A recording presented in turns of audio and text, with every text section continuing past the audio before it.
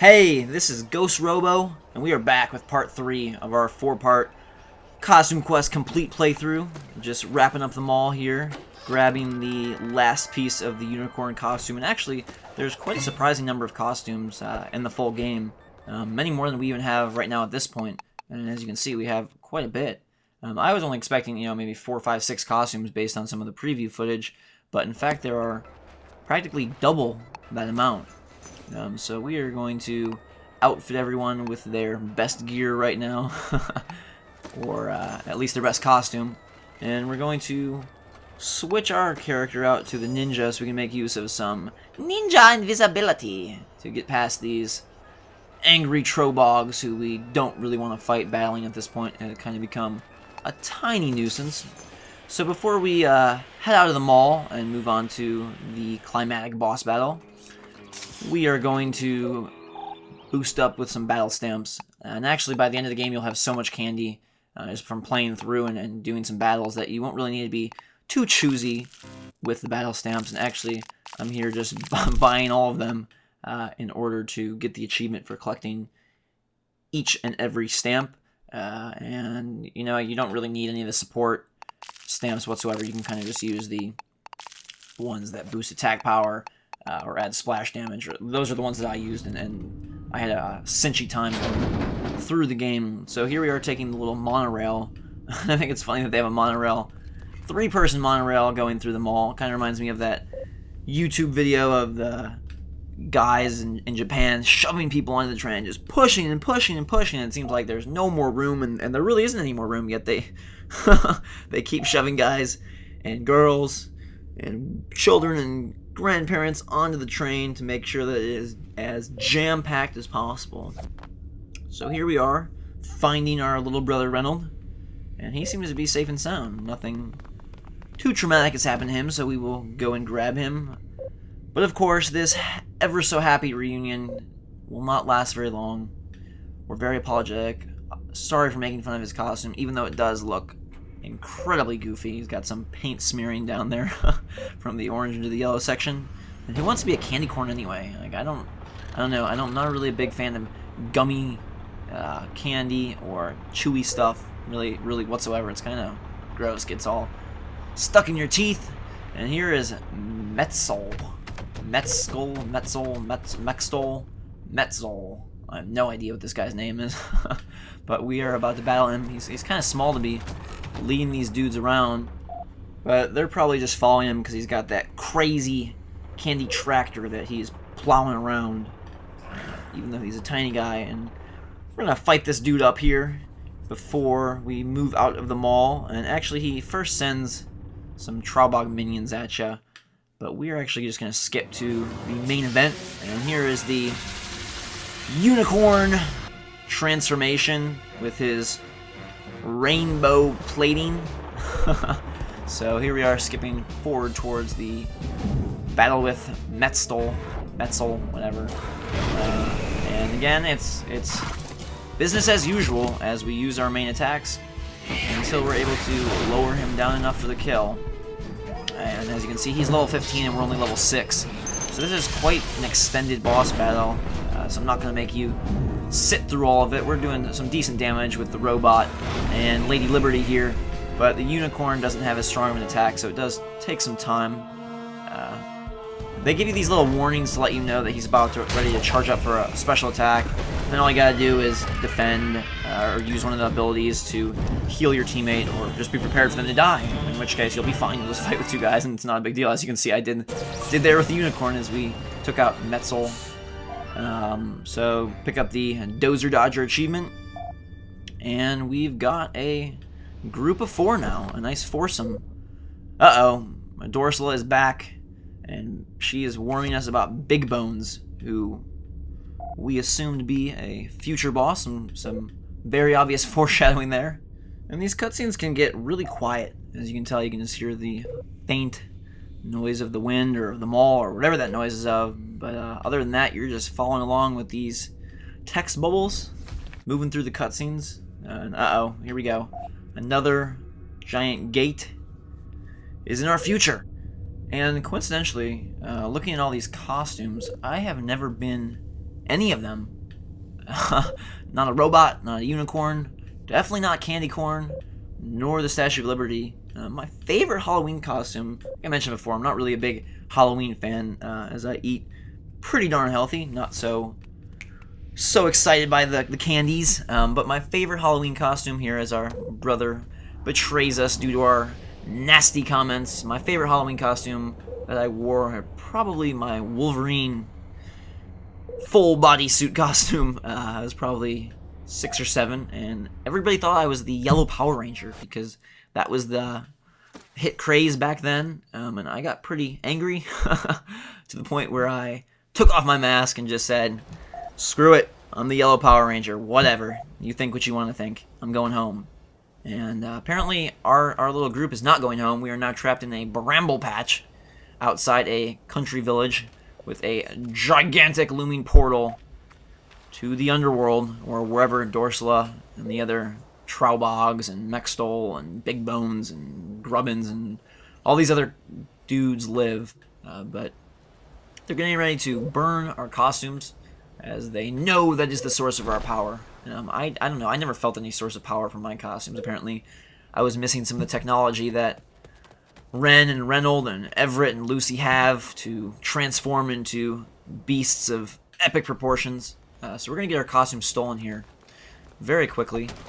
And we are all now demoted to a bunch of lowly candy corn. What a sad sight to see. 3 children, the rest is candy corn. But inventive children nonetheless, as we use this candy thermometer to slide down the hill. And apparently now we have no costume. So we're totally out of luck. Can't do any battles, which may be for the better, because we're getting kind of annoying at this point. So we're going to look to reacquire our costumes here. Still pick up candy. Still got our candy bags. Apparently they didn't take those. So these Repugian, yeah, let's call them that. Repugian soldiers. This actually is going to lead to one of the more interesting little side quests in the game, where we must lure the crows away from our costumes. So actually what we're going to do here in a couple of seconds is go and acquire a French fry costume to tempt the crows with the luscious smell of salt and rancid oils. We can also tempt some kids, and actually to be able to fully use the French fry costume to lure away the crows, you must lure 3 kids to the Fat Man's French fry stand, who is right over here. And he kind of looks like a French fry himself. I don't like French fries, but I like the French fry costume, what it eventually turns into, which you'll see here in a little bit. So we are going to fully acquire the French fry costume here, and waltz our way back to the crows to pull them away from our costumes. You see some rogue mummies hiding out with some creepy treat cards for trading at a later date. And I've noticed that besides crows, a lot of people in real life are motivated and lured by food, especially out here in Indiana, where everybody loves greasy, gross, disgusting, blah food. I almost feel like I could open up like a large shack in my front yard and make more money than any day job is going to get me. Instantly have a hungry line of large Indianers. So we're going to get our costumes back here and get back on track with the main adventure. And we'll pick these up here and move on to the carnival, which I really enjoyed. I wasn't expecting this. I was just expecting another neighborhood, but we've got Dorian here, who is actually the brother of Dorsala the Witch. He's been placing himself via magic powers inside scarecrows and rocks, and Ren does a little bit of a double take there upon finding out this information. The carnival does have some really cool stuff inside, and of course trick-or-treating stalls to forward the progress of our gameplay here. And I never really liked carnivals or amusement parks in the sense of this amusement park, where it just shows up in a city one day. More of a fan of the luxurious amusement parks. I really like Walt Disney World and Disneyland. I feel you can just get a lot more encapsulated in an experience like that than you can in something like a generic come-to-town amusement park. You know, just as I like engaging and interesting stories because they sort of wrap you up in the game. I like being wrapped up on my vacations, and I feel like when you go to a place like Disney World, you're just completely caught up in all the toys and trinkets and expensive souvenirs and overpriced water bottles and all the greatness that goes on within that little, almost isolated world. And you come out just really, really, really happy. And it's very hard to leave, you know, Mickey Mouse in a place like that where you're so absorbed in the world and what they're trying to create there. But I never really had a hard time leaving amusement parks like this whatsoever. I never really went to many, so I guess I couldn't leave very many either.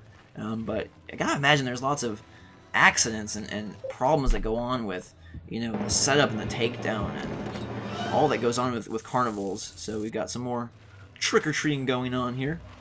And we're going to walk over, pop the balloon, go to the next little tent, and what do we find? A crow.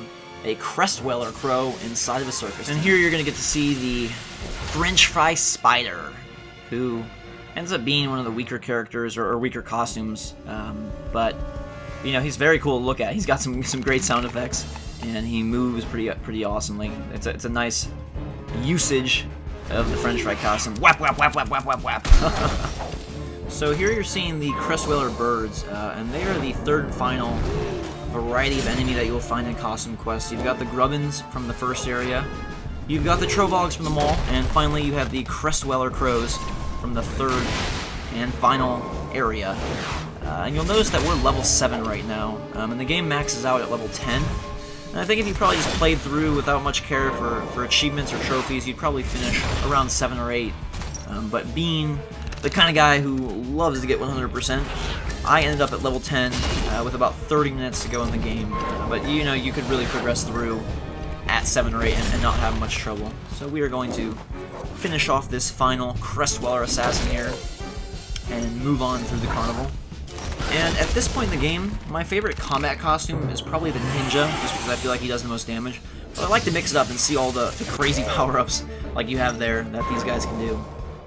And I'm kind of confused by the enemy hierarchy in Costume Quest, because, you know, you got the Grubbins at the beginning, who are sort of ogreish swamp beasts. And then you've got the Traubogs, who are basically bigger, more ogreish beasts. But then you've got the birds. I don't really see how they rose to the top to be the royal guard of Dorsala's army. Apparently, that witch has a soft spot for flying creatures, a very soft spot in her heart for the birds. I don't know, maybe it's a witch thing. She flies on a broom, they fly with wings, I don't know. Or maybe she's got a animal thing going on there, really gets turned on by the feathers. But we're about to sneak a ride in this guy's cannon here to save some children stuck atop a Ferris wheel. And in retrospect, you can kind of see the formulaic nature of each area. You know, you've got your apple bobbing minigame in each area, you've got your battle stamp station, your creepy treat traders, and sort of your rescue event. In the mall, it was, you know, saving the kids from the arcade, and here we've got a Ferris wheel fiasco. We're going to skip the battle because it was kind of mundane. And I wish we could get this costume. That's the one I really wanted throughout the whole game, aside from the banana costume, which is superb, 2 thumbs up. I really like the T-Rex outfit, and I wish we could have used that. Where is this guy going? Whoa. Now, how come he doesn't use that power on me? Why is he only using it to open up that little space? So, Ren is a smart little girl, and that is her cue to get down from the Ferris wheel. And here is actually one of the funnier quotes in the game. They talk about, you know, how did we get down from that Ferris wheel? How'd that happen? And they say, oh, we'll just suspend our disbelief this one time. A nice little breaking of the fourth wall to talk to the player and be a little bit goofy. So we're going to sneak our way through this secret little passageway here. Uh-oh, where is it? Where is it? Come on. Come on. Yes, we know we're trying to illuminate. Let's get through. There we go. Okay. Quest complete. Boom. 300 XP. And now we move towards the end of the neighborhood, where we will wrap up some creepy treat trading. And at this point in the game, I think I have almost every creepy treat card.